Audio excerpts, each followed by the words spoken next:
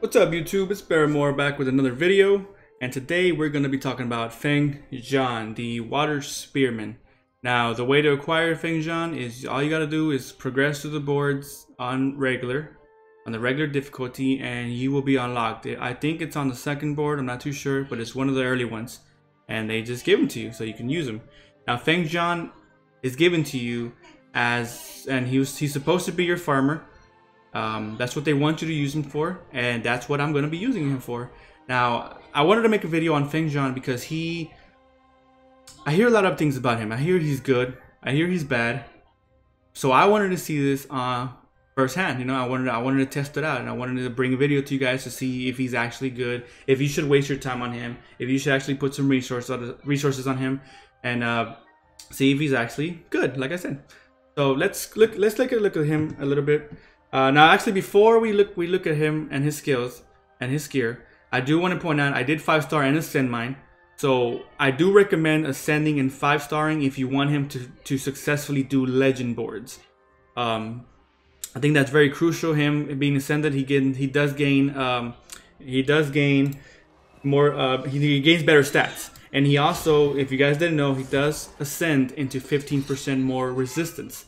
Which resistance, you know, it helps him from being stunned, helps him from being debuffed, anything like that he might prevent him from doing his job, prevent him from doing his job while he's doing his, you know, his farming. So with that being said, let's look at his gear real quick.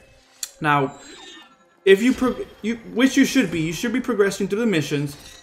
As you progress through your missions and you complete boards 7 and 11, you will be given a Vamp set, which is the set that I'm actually using on him.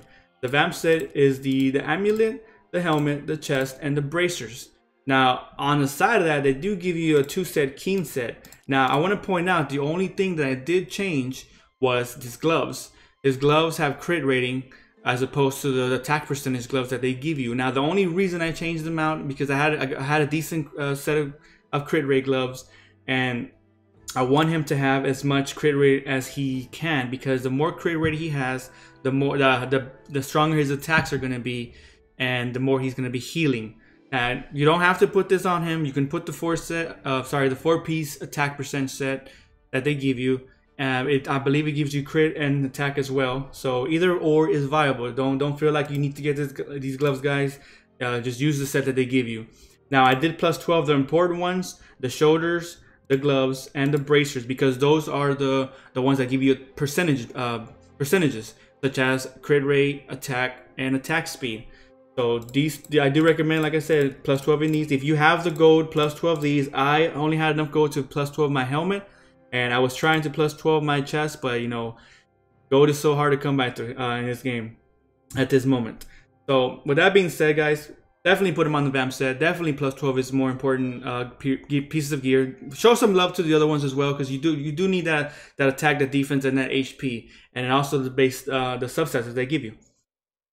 So let's go ahead and look at his skills. Now, his basic attack: Indomitable Thrust, strikes enemies with his spear, dealing damage. Every 4th attack heals based on the damage dealt. So every 4th attack, he's gonna be healing on top of his Vamp set. So he's gonna heal 1, 2, 3 times, and then he's gonna heal twice on his 4th basic attack. So that's giving him more survivability to actually live through the dungeon. His first skill: Blows of Fury, thrusts his spear rapidly, dealing damage to enemies in a cone several times. Every time this champion is attacked, the cooldown of this skill is reduced by ½ a second. So, seeing as he's your farmer, most likely your other units are not gonna make it through the end. So he's going to be getting beat on constantly. This skill is going to be coming off of cooldown. It's only a 10-second cooldown, but as he's getting hit, it's going to be reduced and reduced and reduced, giving him more uptime on using this skill and also healing him at the same time. His second skill: Spinning Spear, charges forward while deflecting incoming attacks, then finishes with a sweeping strike. Reduces all incoming damage, raises movement speed, and deals damage to enemies struck. Heals for a portion of damage dealt.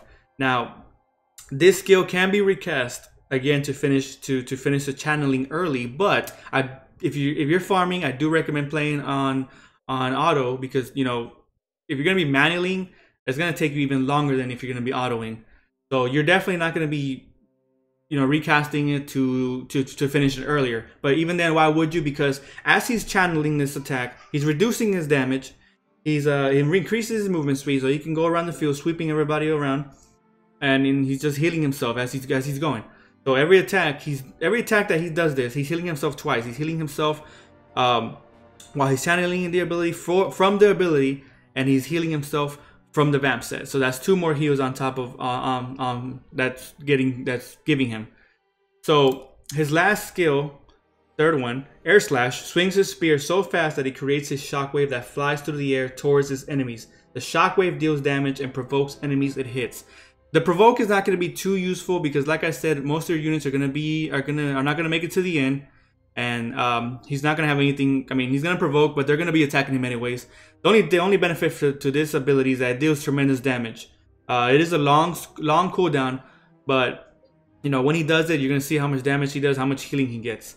Now, he does have a synergy trait, increases his attack of allied champions by 25%. So he's going to be the only one on the battlefield that you're going to be using to farm, while the other guys are just there just to get experience. So he does increase his own attack by 25%, which I think is awesome. More damage, more healing, more better.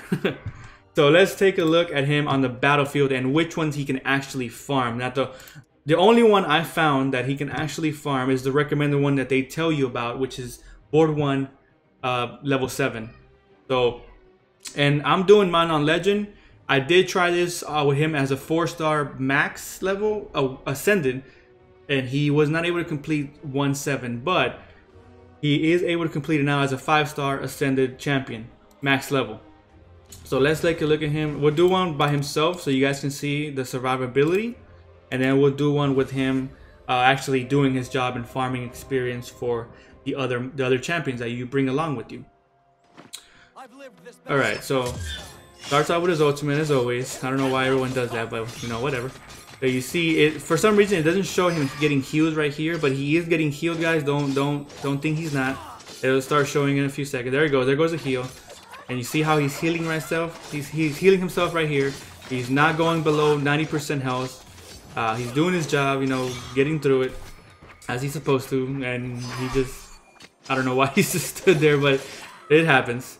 So we're past the first mob. He's still above 90% health, so he's doing his job for sure. And see how the Vamp set is healing him for so much. So it is good to have the Vamp set. Now for some reason that channeling skill sometimes bugs out and he just stands still. So I hope they fix that.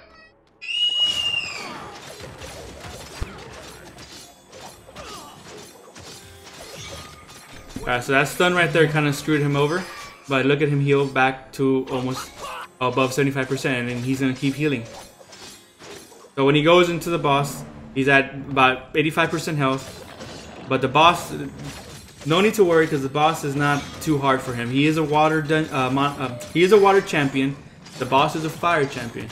So he has that attribute bonus. And this is why I wanted to get his crit rating over 85% or at 85% above, because then he'll have a 100% chance to crit on fire monsters, because like I said, they do get that attribute advantage.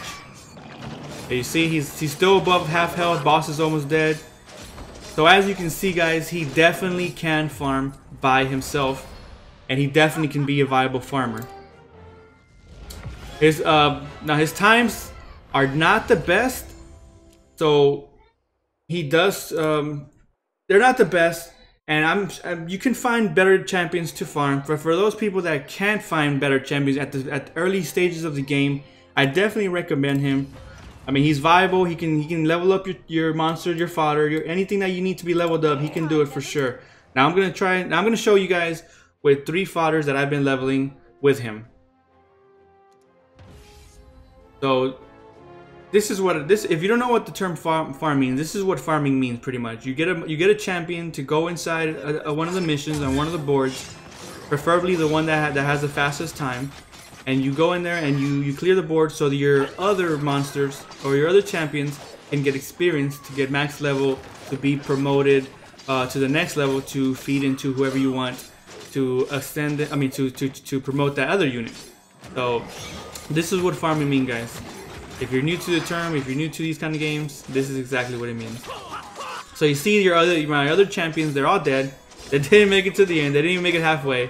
but that's okay because Feng Xian is there to help them out. So he's going to the last trash mob before we get to the main, to the head honcho, and he's continuing to do his job, healing, damaging, being awesome. So as you can see, guys, Feng Xian is definitely a viable farmer. So I had to prove that to myself. I had to see for myself. I had to see if he's good, if he's bad. I think the people that don't like him maybe are too used to times that are like really low, like maybe like 20-second runs, 30-second runs from other games. But as far as people that are not too sure if he's gonna be a good farmer or want to know how to build him so he can be a good farmer, this is a good guy. He can do it for sure. Now if you want to reduce your times, you can 6-star him. Don't get me wrong, he can work 6-starred. But as a priority for PvE, I do prioritize other people, other champions over him. So, like I said, you can 6-star him if you want. If you want a faster farmer, then definitely 6-star him. He is easily able to be skilled up, guys, because not easily, but you can skill him up a lot faster because his nature brother is actually a 3-star, and you can pull him from a rare disc, you can pull him from a common disc, and then you can feed him to Feng Xian and skill him up. Now, the more skill ups he gets, the more damage he's going to be doing, the lower cooldowns he's going to have. So in conclusion, guys, Feng Xian, definitely a good farmer. Not the best, don't get me wrong, but he's definitely viable. Definitely get him leveled up. If you don't have a farmer, I myself personally, I use Malika, which I was lucky enough to get a 5-star off the bat. I got her maybe a few summons into the game, and as soon as I cleared board 11-7 or 7-11, I put that Vamp sit on her, and she carried me all the way up to where I am right now. And I'm gonna continue using her. But for those that cannot get that haven't gotten one and just can't seem to pull a decent farmer, Feng Xian is given to you.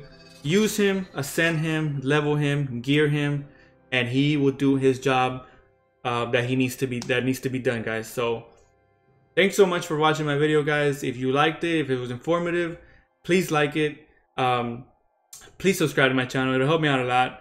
And I hope to see you guys next time on my next video.